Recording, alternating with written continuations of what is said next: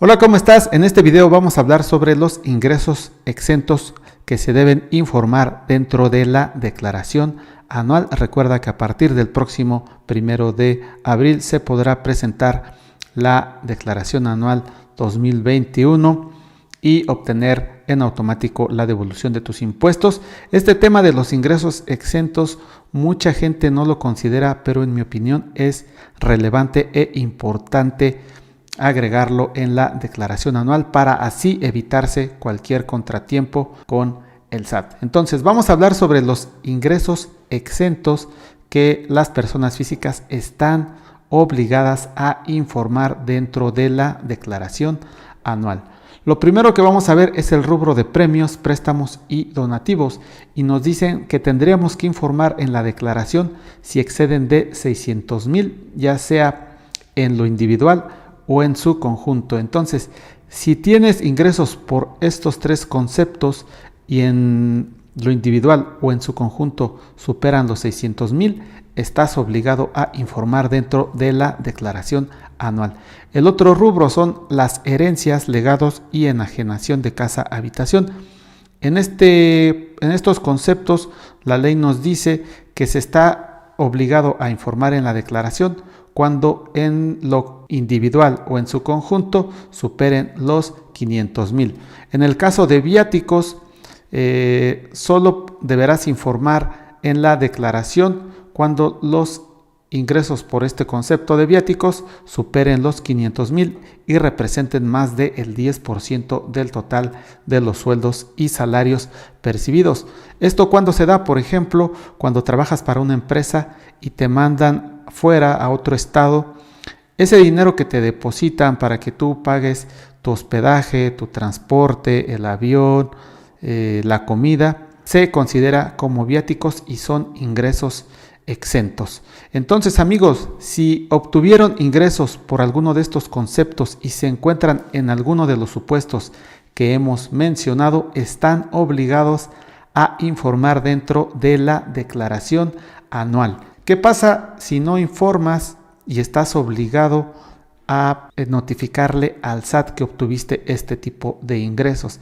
El SAT puede acumular estos ingresos que de inicio son exentos a tus demás ingresos y los estaría sumando para el cálculo del impuesto sobre la renta, y esto obviamente no te convendría porque tendrías que pagar más impuestos. Entonces, si estás obligado, informa en la declaración anual. Más adelante te voy a decir el apartado en donde tienes que llenar cada uno de estos rubros. Algo importante a considerar es que debes de tener el documento que ampare la operación. Por ejemplo, si tuviste una donación o si recibiste una donación, deberías de generar un contrato de donación y preferentemente ante notario público. Si te prestaron dinero, también deberías obtener el contrato de préstamo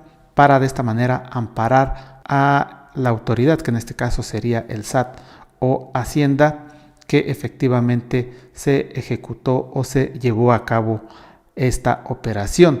¿Cuál sería el documento? Por ejemplo, en el caso de una venta de casa habitación, obviamente el contrato de compraventa y que se formalice ante notario público. En el caso de herencias y legados, obviamente con el testamento te estarías amparando, y así tener el documento, la evidencia de cada uno de los tipos de ingresos por los conceptos que acabamos de mencionar para estar protegidos ante el SAT. Vamos a hablar de dos tipos de ingresos exentos que considero son de los que se puede tener mayor inquietud o duda. Los donativos.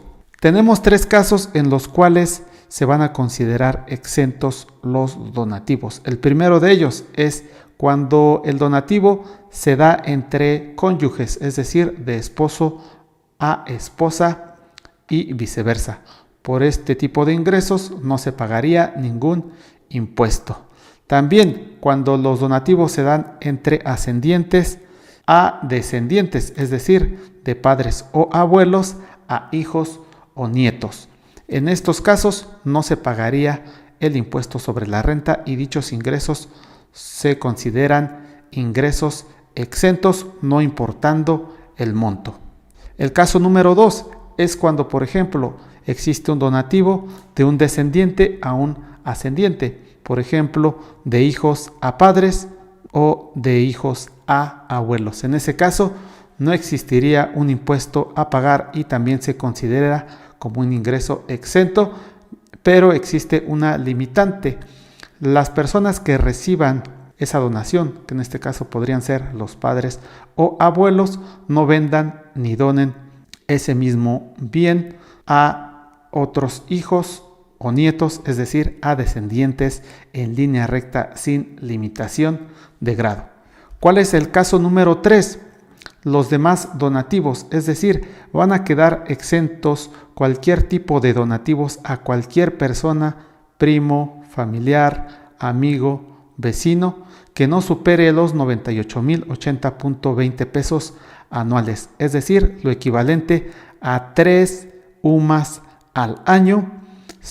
Es decir, si tú donas a cualquier otra persona, estás exento, o la persona que recibe el donativo está exenta del pago de impuestos hasta por 98,080.20 pesos, y por el excedente sí pagaría los impuestos. Si por ejemplo le dona 150,000, él pagaría impuestos únicamente por la diferencia, que serían aproximadamente 52,000 pesos. Esto para el 2021. Recuerda que la UMA cambia año con año.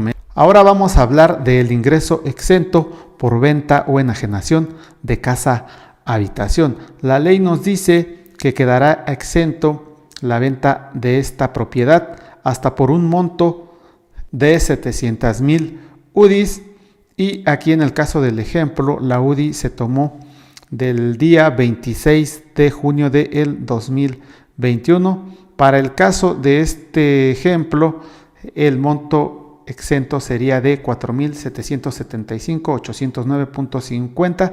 Sin embargo, recordemos que la UDI cambia día con día, entonces a la fecha en que se ejecute la venta o enajenación de casa habitación, tendrías que tomar la UDI del día para poder considerar cuál sería el monto exento límite para esta operación. Hay que tomar en cuenta una consideración importante para que pueda aplicar esta enajenación: que el contribuyente en los 3 años anteriores a la fecha de la enajenación no hubiese enajenado o vendido otra casa habitación por la cual hubiera aplicado alguna exención y se formalice ante fedatario público, es decir, se formalice ante un notario. Recuerda que esta operación de venta o enajenación se debe de formalizar ante fedatario para que proceda la exención.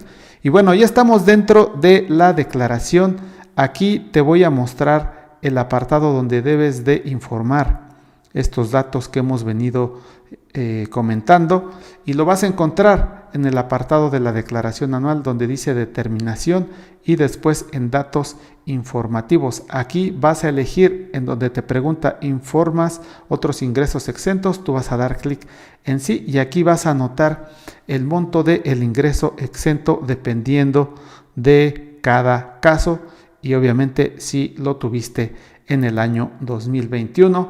Una de mis recomendaciones es que aunque no haya superado los límites que te mencioné al inicio de 600,000, 500,000 y 500,000, aún así informa y agrega los importes que hayas recibido para evitar cualquier situación futura en cualquier revisión que pudiera llegar a realizar el SAT a tus impuestos. Entonces, aunque no rebases los montos, aunque no estés obligado, en mi opinión, deberías agregar los montos respectivos de acuerdo al tipo de ingreso exento que hubieras obtenido en el 2021. Y bueno amigos, por ahora sería todo. Espero esta información sea útil. Si fue así, por favor, regálenos un like, suscríbanse, es totalmente gratis y les dejamos los enlaces de nuestras demás redes aquí debajo en la descripción. No olviden también suscribirse a nuestro canal secundario, donde vamos a estar subiendo más información sobre la declaración de impuestos, devolución de impuestos, y les vamos a estar ayudando con sus dudas. Déjenos sus comentarios aquí debajo de este video. Y bueno, ahora sí me despido, nos vemos en la próxima. Chao.